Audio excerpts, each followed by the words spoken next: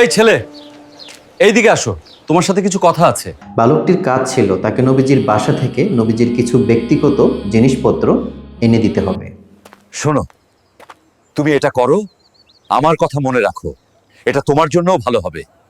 তো এই কাফের জাদুঘরের কথা মতো ইহুদি বালকটি আমাদের প্রিয় নবীর বাসা থেকে ওনার চুল মোবারক সহ একটি চিরুনি তার হাতে তুলে দেয়।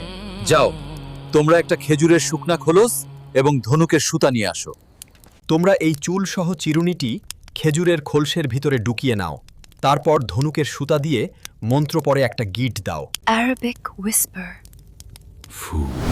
এইভাবে সে মোচার উপরে টোটাল 11টা গিট দেয় এবং কিছু কিছু বর্ণনায় আছে যে এই গিটের সাথে সে টোটাল 11টা সুচ ব্যবহার করে। জাদুর কাজ শেষ। এখন এই খেজুরের খোলসটি তোমরা জারওয়ান কূপের তলদেশে রেখে আসো।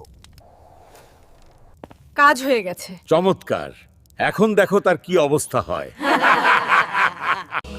যে মাত্রই এই মন্ত্রসিদ্ধ মোচার খোলসটিকে জারওয়ান কূপের তলদেশে রাখা হয়, তারপর থেকে আমাদের প্রিয় নবীর উপর এর কুপ্রভাব ধীরে ধীরে পড়তে শুরু করে।